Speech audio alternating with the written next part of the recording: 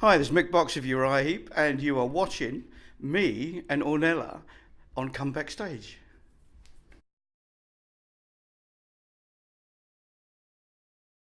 You're on tour with Status Quo right now. How's the tour going?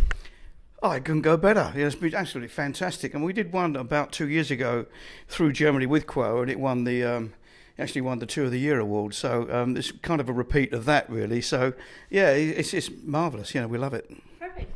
And after all these years, what would you say changed in the music business? How long have you got? I don't think there's one facet of the business that hasn't changed really, other than just playing live work. The recording side's changed, the internet's come into play. It's changed drastically. But we kind of try and hang on to all the things that were right in the first place, like analog and things like that. Rather than going digital. So. There's been so many changes. You can't cover it in a fleeting sentence. You need a War and Peace type book. Do you miss the old times, or is it okay? I think aspects of it, of course, yeah. But the world's a different place now. There's so many diversions for people to get involved in now, of course. But back in the 70s when we first came out. And we were part of the Big Four, was Led Zeppelin, Black Sabbath, Uriah Heep and Deep Purple. And really there was only music, sport, being football really, and fashion for people to get involved in. That was it, But now, of course, you can do more than that on your iPhone.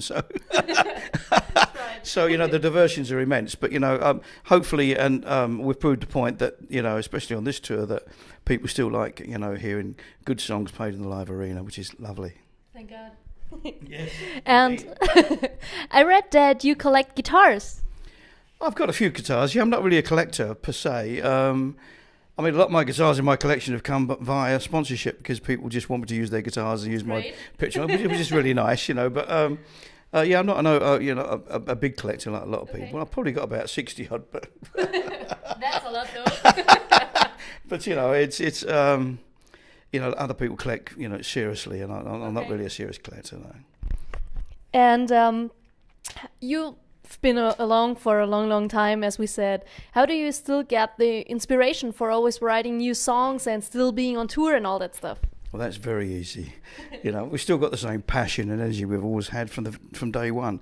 And I think as long as you've got that, everything else falls into place. Yeah, you have to have that passion, yeah. And there are many of young rock bands out there who want to become big one day, to who you are an inspiration for. What would you give them as an advice for getting a good, big rock band? It's very difficult. I think first and foremost, you've got to be dedicated to your art. You've got to, put the hours in. You've got to work hard. I think, but beyond that, you've got to find something individual that nobody else has got. The trouble is in these days, people go into, say guitarists, for instance, they go into guitar schools in the front door and 2 years later they come out playing brilliantly, but they're playing like everyone else. In that process, there's been no attention to the individual. And I think that's where we're losing a lot of good people at the moment. Because, if you look back to the old days in the 70s, I didn't play like Richie Blackmore, Richie didn't play like Jimmy Page, Jimmy didn't play like, whoever, we were all individuals, and so were the bass players, so were the keyboard players and the singers, and it was the sum of those parts that gave each particular band their particular flavour. It was their flavour, and I think that's missing a bit. I think at the moment, everyone's sounding the same, looking the same, chasing the same dream, and paying no attention to the individual. I think the ones that shine through are those that have that special thing about them. Whether it's how you dress, how you look, or how you play, or how you perform. But those characters are long gone for a while, and I hope they come back soon. Why do you think they are gone, or why isn't there a big diversity right now? Well, I think that bands are just sounding the same. They're looking the same, sounding the same. And I think if you look at a jigsaw puzzle, you take this piece out here and this piece out, you can put it in there and put it in there. You wouldn't know any different. But why? Because they're all taught the same. They're all following the same pattern. They're all learning the same things rather than trying to pave. It's hard work to pave a way for individuality, but that's where it will start changing for them. Mm. Are there any of the newer bands you like, maybe? Very few. For example? if I'm honest, I mean, suddenly I'll hear something like the Winery Dogs and think, oh, a new band, found it, and hear it and go, oh, that's amazing. And then there's Billy Sheen and Richie Kotzen, and Mike Porcany on it, yeah, I think that snippets of things I like, but I haven't heard anything that really grabs me too much. Okay. And tell me about your songwriting process.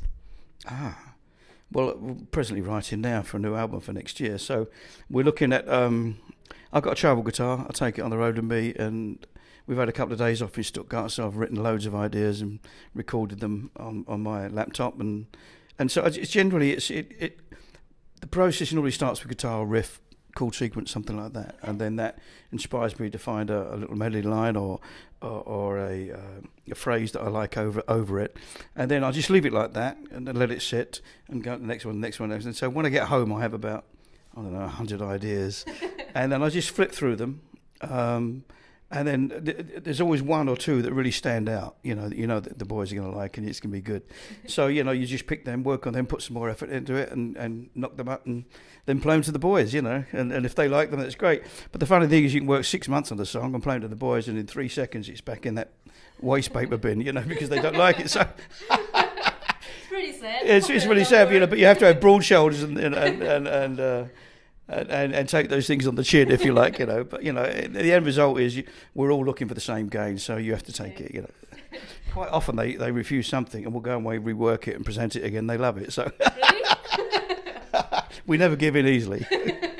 Never give up. Never. And which topics do you talk about nowadays? Did they change? I think we're a band that plays in 60 countries around the world, so we're always absorbing things all the time, so we don't really pick any particular subject and say, I'm going to write about this, write about that. Suddenly the subject comes to you, and you're engrossed in it, and you're writing about it, and it flows from there, I don't think we ever try to do anything that isn't a natural form. We wouldn't sit down and say, okay, let's look through the library and find something interesting to write about, we wait for it to come to us, and then when it comes to us, we start working on it, yeah. Sounds like a good plan. Yeah. And you are an influence for many, many people. Who were yours back then, or still are? Well, still are, yeah. Well, I started in the jazz field, really, with Django Reinhardt, Tel Farlow, Barney Kessel, Les Paul, Mary Ford, that sort of era. And they were my sort of heroes from the guitar world and gave me my technique from playing. And then I moved into sort of Buddy Holly, Eddie Cochran, that sort of era, And then that went into sort of the Beatles and the Stones. And then suddenly, I was at the helm with our band and the other 3 bands I mentioned, the Big Four, paving the way for classic rock, So, so it was kind of that gentle sort of work into it, really, yeah. It just happened all naturally. I mean, things do, and you get immersed in things, and suddenly the time's gone, and 10 years, you've been doing something, it's amazing. And did you ever get a chance to meet one of your heroes? Certainly not any I've mentioned. Certainly not. But a few, like Jeff Beck is my favourite all-time guitarist. I've met him a few times. He's a lovely guy. Yeah. Great. Yeah. So every now and again. Every now and again. Yeah. It's always got. They say many times that you hear many fans say we wish we didn't meet our heroes because they weren't nice to us. But I heard that too. Yeah. But I can't see why those people would ever be nasty to people that gave them a living. It's unbelievable. But there we go.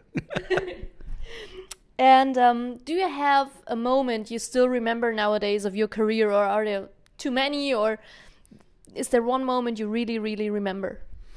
I think when the band was asked in December 1987 to be the first Western rock band to play in Russia was quite a momentous thing. Gorbachev and Reagan were having their peace talks. Goodness knows how that happened.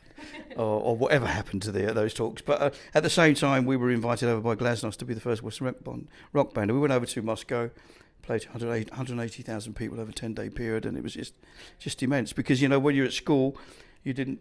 what you were taught about Russia, you never thought you'd ever get a chance to go there, let alone go there and play your music. And then to find out people were buying your music on the black market, and spending two months' wages to buy your vinyl record is immense, So, yeah, it was unbelievable. It was one of those shocks to us because we went over there. We were told we were really big over there, but we didn't realise until we got there how big it was. We'd walk into restaurants and everyone would stand up and applaud you. And there'd be a string quartet playing, one of our songs and things like this. It's unbelievable. Yeah. Must be great. Oh, it's wonderful. And now I have two questions which I like to ask anybody who I do an interview with. Mm-hmm. And my first one would be, if you had to convince a young person to listen to rock music, which song would you show him or her and why? Rock music. One song? You only allowed one song? The song. Lordy.